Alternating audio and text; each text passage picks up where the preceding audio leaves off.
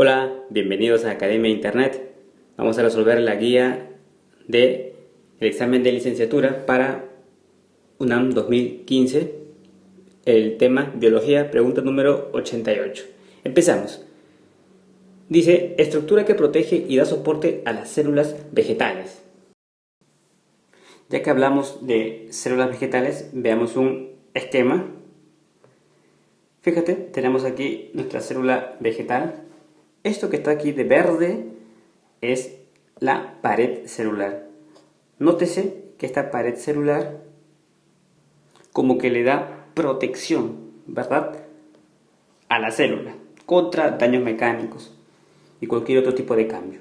También notamos que hay como que unos poros que permiten la comunicación intercelular que se le llama plasmodesmos. Bueno, tenemos el aparato de Golgi que, como apreciamos, está formado por sáculos membranosos que se les llama dictiosomas, cuya función es almacenar y transformar diversas sustancias. Durante la secreción celular, que es la función del Golgi, apuntar a ese detalle, origina los lisosomas primarios. Este aparato de Golgi, junto con el retículo endoplásmico liso y rugoso, forman lo que se conoce como el sistema de endomembranas. Llama la atención esta forma de retículo endoplásmico rugoso o granular, precisamente porque hay ribosomas, que son esos gránulos, a diferencia del liso, que no tiene ribosomas. Función del retículo endoplásmico liso: se encarga de la síntesis y transporte de lípidos, en especial esteroides. Tenemos otras estructuras por aquí, por ejemplo el peroxisoma, cuya función consiste en transformar el agua oxigenada en agua. La mitocondria, a través de la respiración celular aeróbica. De eso se encarga la mitocondria. Bueno, volvamos aquí. Por lo tanto, la estructura que protege y da soporte a las células vegetales es la pared celular, definitivamente. Ya hemos visto que el complejo de Golgi participa en la secreción celular, formando vesículas, el retículo endoplásmico, síntesis y transporte de lípidos, especialmente esteroides, y bueno, la membrana plasmática como que tiene tres funciones principales, ¿no? La primera, la compartamentalización, transporte y receptora y transmisora. ¿Por qué compartamentalización? Porque delimita el medio intracelular del medio extracelular. Transporte, porque permite el intercambio de materiales con su medio externo. Recuerda que este proceso es favorecido por la permeabilidad de la membrana, que es una característica para el paso de sustancias determinadas. Eso es la permeabilidad selectiva. Y bueno, la membrana también se relaciona con la captación de hormonas mediante compuestos llamados los receptores de membrana. En fin, estas son las características principales de la membrana plasmática. Ya que hemos hablado de célula vegetal, no podemos evitar hablar de célula animal, ya que en los exámenes suelen hacer siempre comparaciones o diferencias. Básicamente, las preguntas se enfocan en eso. Esta es la célula vegetal y aquí tenemos a la célula animal. Algunas diferencias, por ejemplo, en la célula animal hay lisosomas, en la célula vegetal no hay. En la célula vegetal hay plastidios, hay pared celular y aquí no hay pared celular. Está la membrana nada más plasmática.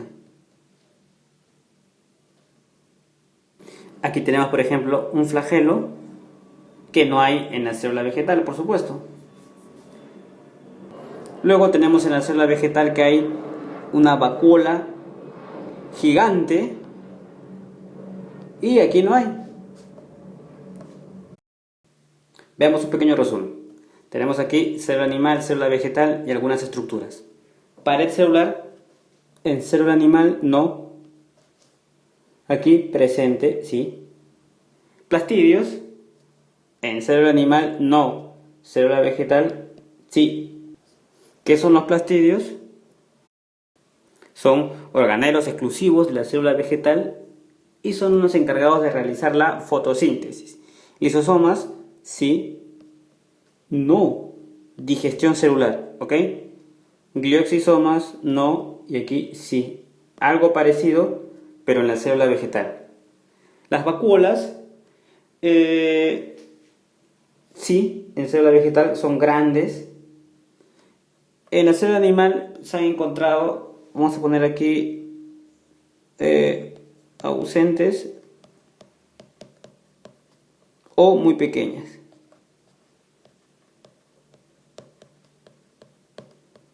Bien, el polisacario de reserva de la célula animal típica sería el glucógeno y la célula vegetal, almidón. Estos datos son importantes al momento de reconocer las diferencias entre célula animal y vegetal. Listo. Pregunta número 89 de biología. Guía para el examen de licenciatura UNAM 2015. Dice así: cuando se hidroliza el ATP se forma... Pues bien, ¿qué es el ATP? Esto que está aquí es el adenosín trifosfato. Eso es lo que significa. Y esta es su ecuación. ATP, adenosín trifosfato, más H2O me generan adenosín difosfato más fosfato inorgánico.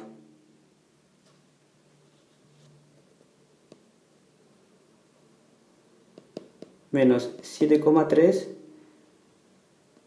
kilocalorías mol. Tienes que recordar que en los seres vivos el ATP, el adenosín trifosfato, es la fuente inmediata de energía. Pero ojo, no sirve para su almacenamiento. En biología, el nombre identifica la característica del compuesto, ¿verdad? Está formado por una molécula de adenosina, por eso se llama adenosín. La adenosina es adenina más la ribosa y 3 grupos fosfato. De ahí su nombre, 3 fosfato, grupos fosfato. Unidos entre sí mediante 2 enlaces de alta energía. Ahora bien, el ATP se formó utilizando la energía liberada durante las reacciones catabólicas. Y su hidrólisis es una reacción altamente exergónica. Esta es la estructura química del ATP. Bueno, hemos copiado aquí la estructura química. Esto que está aquí es el trifosfato. ¿Ok? 3 grupos fosfato, aquí se aprecia claramente. Esto que está aquí es la adenina. Esto es la ribosa. Ambos me dan, por supuesto, el adenosina. Listo. Este es su nombre, adenosín trifosfato. Entonces, aquí me dicen, cuando se hidroliza el ATP, se está hidrolizando, se forma el ADP. Pero es importante saber que en los seres vivos el ATP es la fuente inmediata de energía. Y por supuesto conocer su estructura química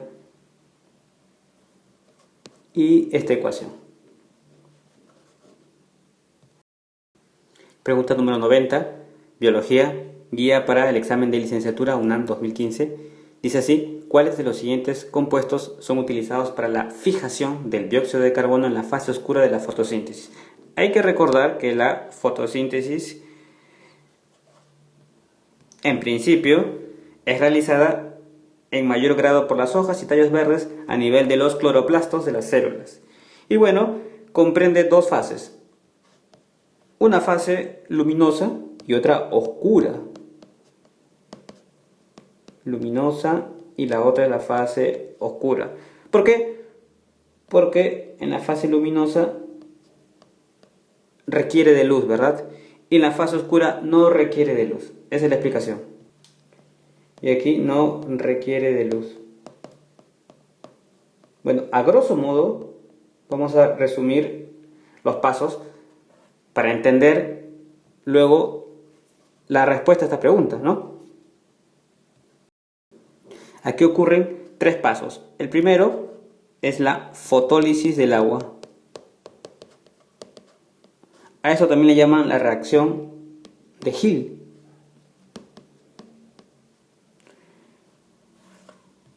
Que consiste en la descomposición de las moléculas de agua. Ahí está. Esto se descompone así. Se liberan electrones que son conducidos a la clorofila. Los hidrogeniones son acumulados en el espacio intratilacoidal para también liberar oxígeno.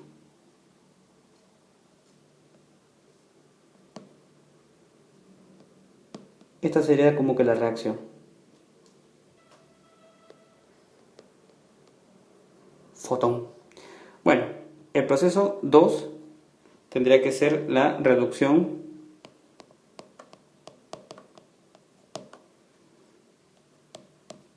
del NADP. Pues bien, los electrones liberados del agua son transferidos a través de la cadena transportadora hacia el NADP. Tenemos así, más. De esta manera vamos a obtener esto.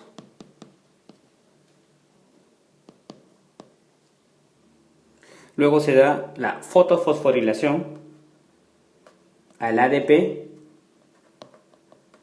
le sumo un fósforo y obtenemos el ATP.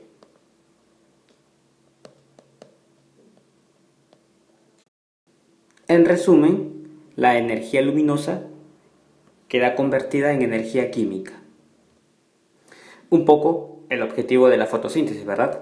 Energía luminosa, energía química para luego, con la incorporación del CO2, sintetizar moléculas de azúcares.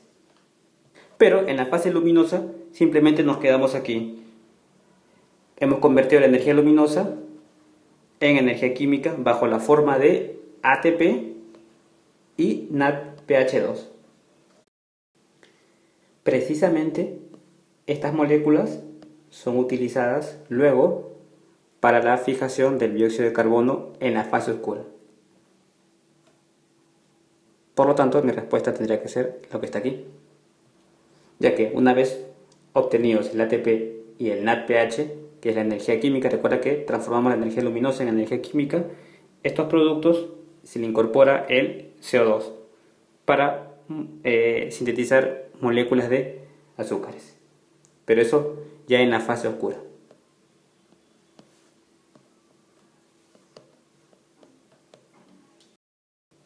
Pregunta número 91 de biología.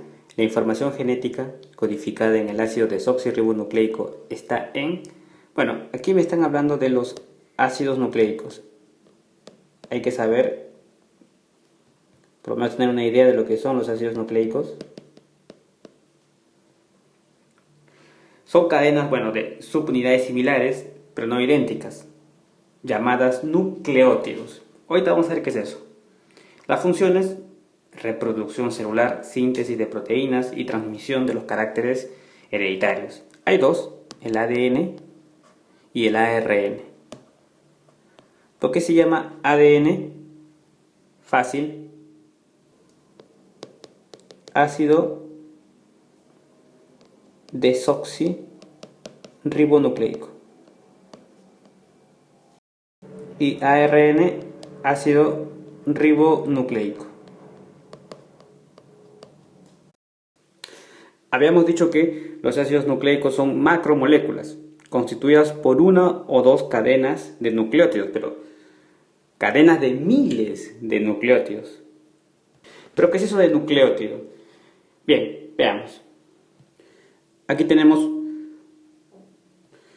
la composición elemental de los nucleótidos. Fíjate, tenemos las pentosas, la ribosa, por eso ribonucleico, y la desoxirribosa, por eso ácido desoxirribonucleico, porque están compuestas por unetas pentosas. ¿En qué se diferencian? Aquí lo he puesto de verde, solamente en esto.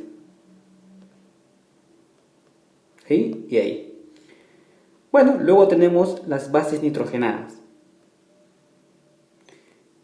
importantes para la información genética. Estas son las bases pirimídicas, pirimidina, y las púricas. Las purinas son solo nombres. Aquí citosina, timina, uracilo, adenina y guanina. Importante saber esto, aprenderse, porque muchas preguntas tienen relación con esto. Porque son como que el alfabeto del código genético. Bien, cuando tú sumas una base nitrogenada con una pentosa, ¿qué te da? Te da lo que se conoce como un nucleócido. No pierdan de vista la secuencia, todavía no estamos en nucleótido, estamos en nucleócido. Si a ese nucleócido, que es la suma de estas dos, le agregamos un grupo fosfato, ¿ok? Como este, que es derivado del ácido fosfórico, mi radical fosfato, ahí recién tenemos lo que es un nucleótido. Esto que está aquí representa mi pentosa, que bien puede ser ribosa o desoxirribosa. Si le ponemos H acá, ya tenemos mi desoxirribosa. Y si le ponemos OH, tendrías tu ribosa. Bueno, si eso le juntamos la base, tendríamos un nucleócido. Estos dos nada más son el nucleócido, pero le estamos sumando el grupo fosfato. Entonces, ahora sí tengo un nucleótido. Pentosa, la base y el grupo fosfato. Miles de estos me forman los nucleótidos. Pero este es su componente básico, su unidad. Si yo quiero ADN, bueno, aquí le pongo solamente H, porque esto sería la desoxirribosa. Ácido desoxirribonucleico, por lo tanto. Bien, ahora sí, volvamos aquí. Para dar respuesta. ADN. Ya sabemos que está formado por la pentosa desoxirribosa y las bases nitrogenadas son citosina, timina, adenina y guanina. En el ARN, en lugar de timina, tenemos el uracilo. Para complementar la información, diremos que la adenina se enlaza con la timina mediante enlaces, dos puentes de hidrógeno, ¿verdad? Y la citosina con la guanina, tres puentes de hidrógeno. Muchas preguntas tienen que ver con eso. Mientras que en el ARN, el ácido ribonucleico, se reemplaza la timina, en vez de timina, uracilo, ¿verdad? En vez de timina, uracilo para el ARN. Bien, me dicen, la información genética codificada en el ácido desoxirribonucleico está en, por supuesto, la secuencia de las bases. En esa secuencia de las bases estriba precisamente la información genética que se encuentra codificada, de tal manera que las cadenas de ADN no son iguales. Si una cadena tiene una secuencia, no sé, adenina, por ejemplo, timina, guanina, citosina, la secuencia de la otra tendrá que ser diferente. Si empecé con adenina, la otra puede empezar con timina. Timina, adenina, luego citosina, guanina. Habíamos dicho que eso representa como que el alfabeto genético de 5 letras. 2 enlaces y aquí 3 enlaces puente de hidrógeno. ¿Listo? Pregunta número 92 de Biología, guía de examen, UNAM 2015. La función del ARN. Esta T chiquitita significa que es el ARN de transferencia. Resulta que hay varias clases de ARN. Tenemos el ARN, y aquí le ponemos una M chiquita. ARN, y aquí le ponemos una T chiquita. Y luego ARN, y le vamos a poner ahora una R chiquita. Esto que está aquí es el mensajero. Creo que su nombre me indica algo, ¿verdad? Este es el de transferencia. Y esa R es el ribosomal. Pues bien, cada uno tiene una función específica. El ARN mensajero es la molécula lineal que sale del núcleo hacia los ribosomas, con la información para que estos sinteticen proteínas. El de transferencia, como su nombre lo indica, es un tipo de ARN cuya función es transportar. ¿Qué va a transportar?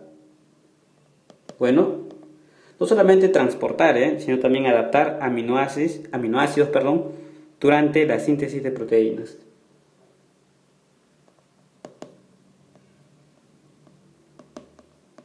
Y el ribosomal, como su nombre lo indica también, constituye aproximadamente el 65% de los ribosomas.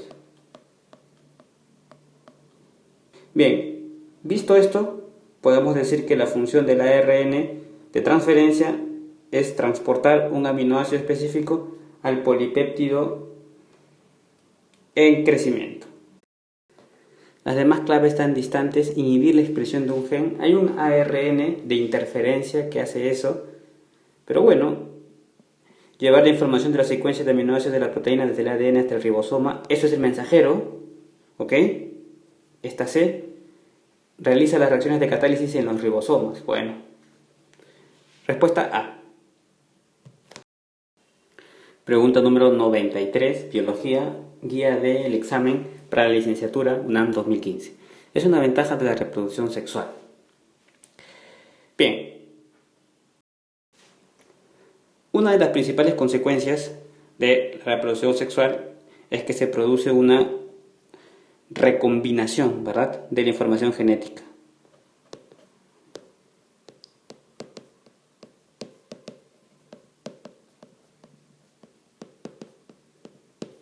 También, y gracias a esto, se origina una gran variación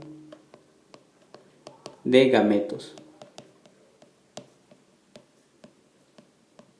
siendo esta la principal ventaja.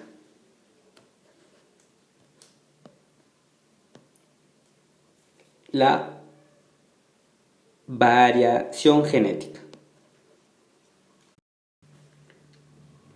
Si intentamos una explicación de la universalidad de la reproducción sexual, es que precisamente genera una variabilidad genética sobre la cual pueden actuar las fuerzas evolutivas. Imagínate que todos los organismos de una especie fueran exactamente iguales. Todos serían destruidos cuando el ambiente de pronto se tornara inhóspito. Por el contrario, si los miembros de la misma especie son más variables en sus características, los cambios ambientales que destruyen algunas variantes no afectan a otras. La variación, por lo tanto, al darle esa flexibilidad a la especie, incrementa sus posibilidades de supervivencia cuando tienen que enfrentar algunos cambios poco favorables en el entorno. Por lo tanto, la variación genética es la ventaja principal de la reproducción sexual. Pregunta número 94 del bloque de Biología, guía del examen para licenciatura UNAM 2015. Tipos de gametos producidos por un progenitor con genotipo. Tenemos aquí el genotipo híbrido, ¿verdad? Una característica dominante y una característica recesiva. Dominante y esta recesiva. A la dominante le ponen con mayúscula y a la recesiva le ponen con minúscula. ¿Cómo obtenemos los gametos? Fácil. con un cuadro de Punnett. Escribimos los gametos así.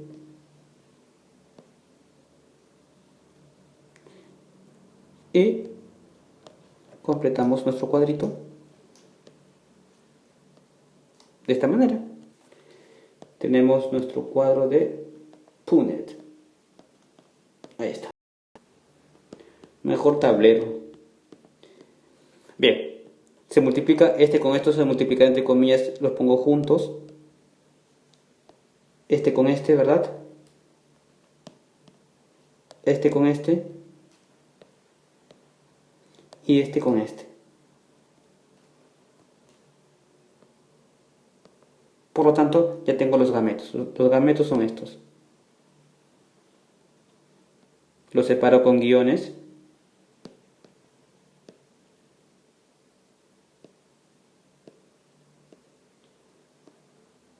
Y aquí dos recesivos al final. Por lo tanto, la respuesta sería la letra B. Es así como obtenemos los tipos de gametos producidos por un progenitor. Los ordenamos en este cuadro o tablero de Punnett y luego resolvemos. Listo. Pregunta número 95 del bloque Biología de la guía para el examen de licenciatura UNAM 2015.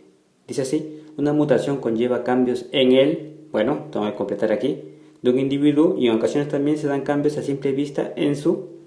Bueno, hay que reconocer algunos conceptos básicos en lo que se refiere a genética. Estamos en ese capítulo. Dos de los conceptos básicos es saber qué es un genotipo y saber qué es un fenotipo. Quizás los dos conceptos más importantes o los más recurrentes. El genotipo es la constitución genética.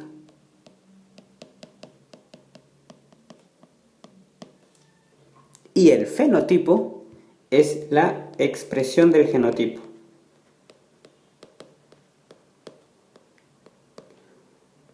En otras palabras, genotipo es lo que no ves y fenotipo es lo que ves. ¿Cómo así? Si tú ves, por ejemplo, una planta, a ver, suponte, de color verde, entonces ese es su fenotipo. Pero no sabes el genotipo, ¿verdad? El genotipo puede ser así. Podría ser así. En el caso de que el color verde fuera dominante. No sabes. Esa es la idea. Uno, en la expresión del genotipo, lo que tú ves. Por eso acá hacen hincapié en la pregunta, cambios a simple vista. Uno puede ver a una persona con un color de ojos. Ese sería el fenotipo que está expresando un genotipo. Pero no sabemos el genotipo. En fin, vamos a completar. Entonces, una mutación conlleva cambios en el genotipo, ¿verdad? En la constitución genética. Eso es la mutación. De un individuo, y en ocasiones también se dan cambios, en ocasiones, ojo, a simple vista, en su fenotipo. Ya ese simple vista era demasiado revelador. Ahí está. Pregunta número 96, bloque Biología, guía de examen para licenciatura UNAM 2015. Dice así: ¿cuál es la característica por la que se considera las algas verdes como ancestros de las plantas? En principio, mencionaremos que la captación y la fijación de la energía luminosa en el proceso de la fotosíntesis son efectuadas por un conjunto de sustancias pigmentosas, ¿verdad? O sea, significa que están coloreadas, ¿no? Que se les llama pigmentos. El más importante de esos pigmentos es la clorofila. Entonces, estos pigmentos permiten la captación y la fijación de la energía luminosa que luego se va a transformar, ¿verdad?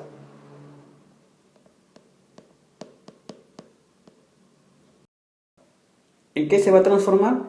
En moléculas orgánicas, las cuales acumulan energía en sus enlaces. Esto quiere decir energía química.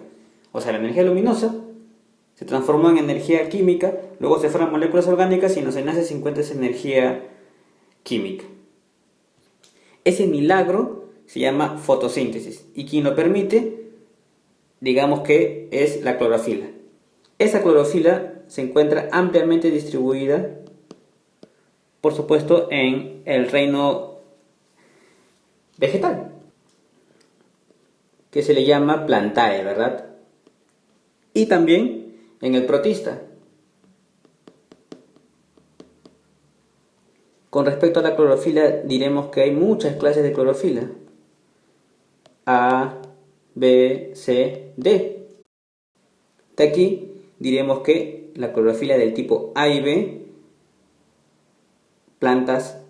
poseen las plantas con semillas, pero también las algas verdes. Ajá, por eso se dice que las algas verdes son ancestros de las plantas, ya que también contienen precisamente la clorofila A y la clorofila B. Es una prueba. Para agregar un poco de información, diremos que la clorofila del tipo A está presente en todas, o sea, todas las plantas, las algas y en cianobacterias. Ya vimos que la B está presente básicamente en plantas y en algas verdes, aparte de la A, por supuesto. La clorofila C en algas que se les conoce como algas pardas, ¿verdad? Y la clorofila D en algas rojas y las cianofitas. Ahí está, completo nuestro esquema. Pero también, por supuesto, las algas rojas también tienen clorofila A, las pardas también, ya hemos dicho que la A se encuentra en todas. Bueno, en todos nos referimos a todos los organismos fotosintéticos. Plantas, algas y algunas bacterias, las del tipo cianobacterias. ¿Listo? Pregunta número 97 de biología. Dice así: se ocupa del ordenamiento de los organismos en grupos de especies semejantes. Bueno, ¿cuál podría ser? Si sabemos lo que significa cada uno, sería sencillo. Por ejemplo, la ecología estudia las relaciones entre seres vivos y su medio ambiente, por supuesto. La genética, los mecanismos de herencia. Esto quiere decir la transmisión de características biológicas de una generación a otra. La taxonomía es la que se ocupa del ordenamiento de los organismos en grupos de especies semejantes. Esta es la respuesta. La fisiología hace relación al estudio de las funciones, ¿verdad?, de los seres vivos. Por lo tanto, respuesta de la 97 tendrá que ser la de taxonomía. Pregunta número 98 de biología. Examen guía para el examen de licenciatura UNAM 2015. Dice, es un ejemplo de organismo procarionte.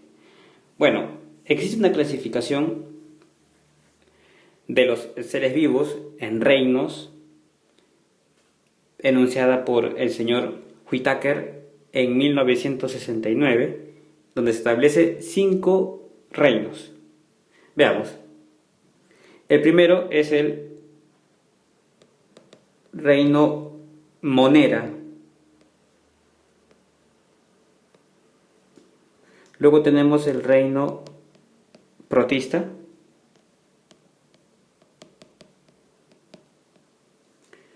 Después tenemos el reino Fungi.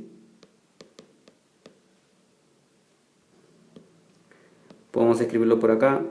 Luego tenemos el reino Plantae.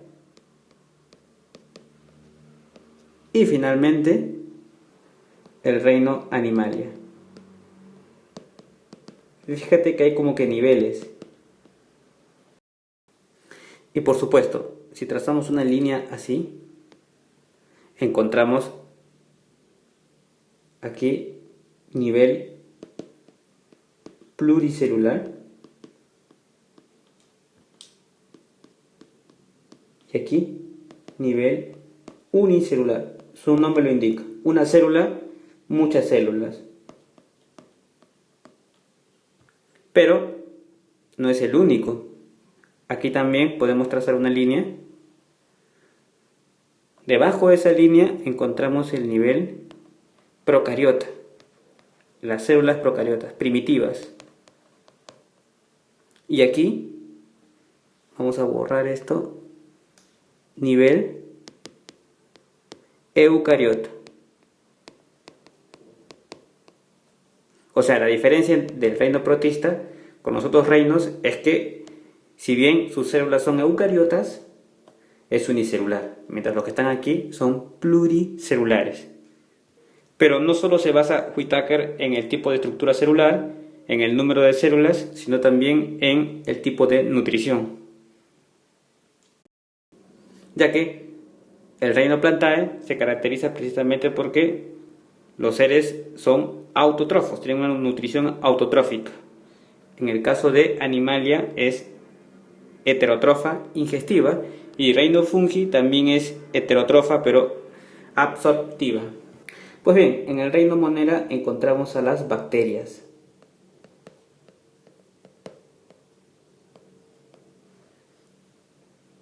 En el reino protista encontramos a algas, pero tienen que ser unicelulares, ¿verdad? Ya que estoy en el nivel unicelular, y protozoos.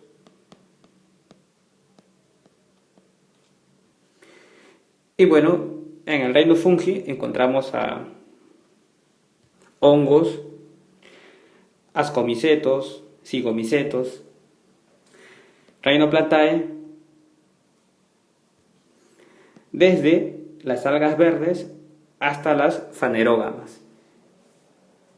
Y en el reino Animalia, vertebrados e invertebrados. Aquí la pregunta dice, es un ejemplo de organismo procarionte. O sea, estoy aquí, en el nivel procariota. Según esta clasificación de Whittaker, en el reino Monera, las bacterias. Alga, las algas están aquí. Es nivel eucariota, por lo tanto puede ser o bien un protista o también puede ser reino Plantae, si es pluricelular. Hongo, estoy aquí en reino fungi, y una amiba. La amiba es un protozoo, ¿verdad? Entonces es un protista, nivel eucariota, unicelular.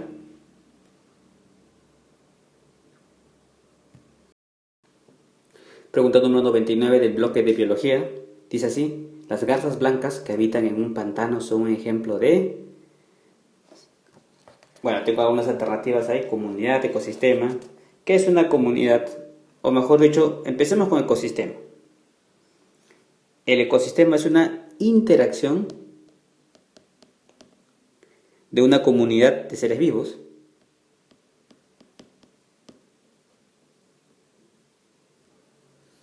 por supuesto, con el medio ambiente. A esta comunidad, voy a poner aquí, de seres vivos, se le conoce como biocenosis.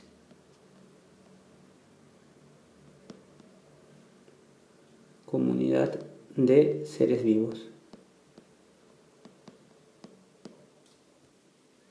Bio significa vida y cenosis, comunidad.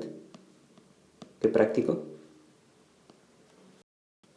¿Qué incluye la biocenosis? Poblaciones. ¿De qué? De animales, ¿verdad? Plantas,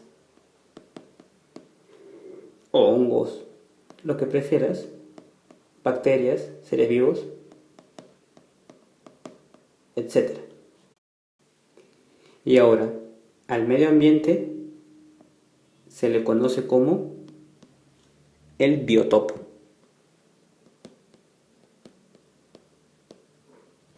De nuevo, esto que está aquí, vida, y topo significa lugar. ¿Esto que incluye? Agua, luz, temperatura, lo que se conoce como los factores abióticos.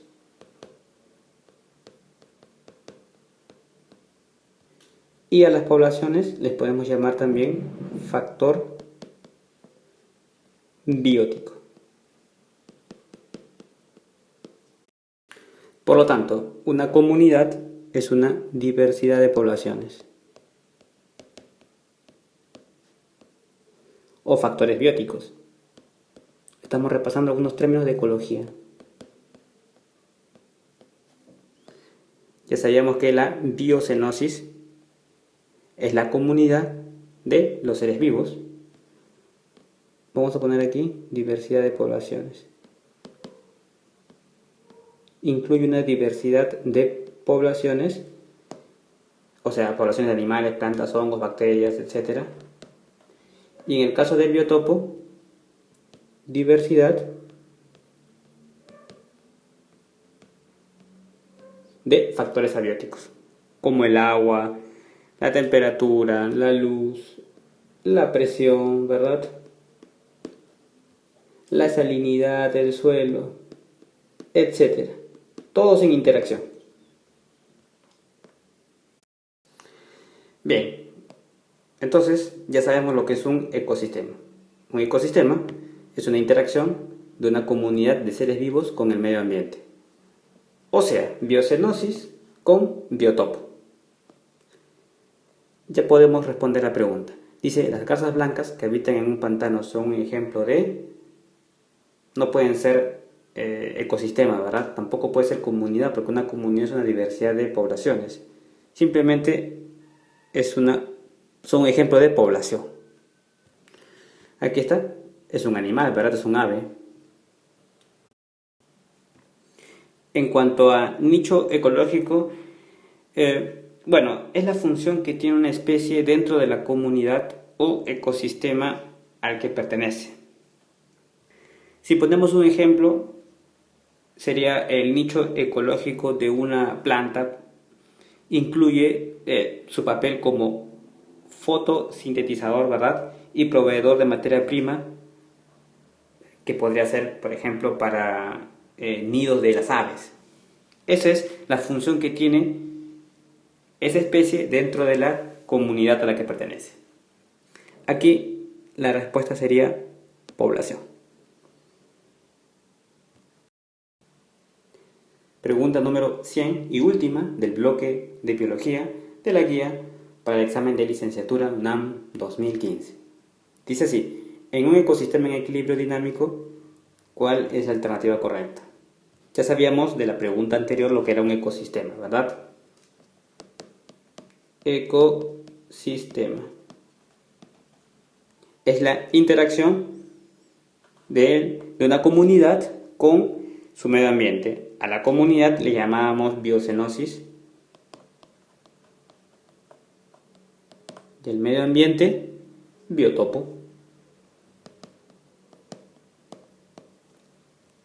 Había una interacción.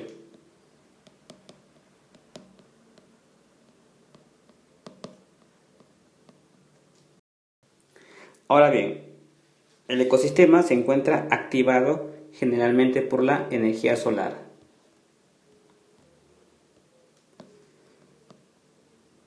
Vamos a poner aquí energía solar.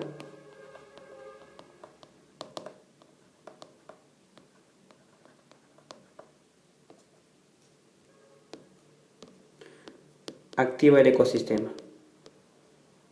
Ahora, una característica del ecosistema es que evolucionan manteniendo un equilibrio dinámico. Esto se da cuando no existen factores extrínsecos, o sea, externos bruscos, que modifiquen su composición y organización. Un ecosistema se organiza y evoluciona principalmente como consecuencia de sus propias interacciones. Muchas veces la actividad humana desencadena desequilibrio, alterando este desarrollo. Actividades tales como la extracción excesiva de componentes minerales, la tala de árboles y los desechos de actividades humanas, tales como la basura, el uso excesivo de detergentes, el cloro, en fin, modifican tremendamente las condiciones naturales. Por lo tanto, en un ecosistema de equilibrio dinámico, la energía fluye en una dirección, sí. Fíjate cómo está fluyendo la energía solar activa y fluye en esta dirección. Y los nutrimentos se reciclan, por supuesto. Eso es el equilibrio dinámico. Ya que el ecosistema se puede entender como una unidad funcional porque experimenta un flujo constante de materia y energía a través de sus diversos componentes. Respuesta. Las demás están muy alejadas, dice la energía entra en forma de calor metabólico, no. Activa la energía solar, se recicla la energía, pero no la materia, no. Energía y materia, los nutrimentos se reciclan, la energía y los nutrientes fluyen en diferentes direcciones, no. Hay una dirección en la que fluye. Bien chicos, respuesta la A. Bueno, hasta aquí el repaso, en este caso de biología. Esperamos que la explicación haya sido de utilidad. Si fue así, háganos saber a través de los comentarios, difundan en sus redes, que de esa manera colaboran también con nosotros.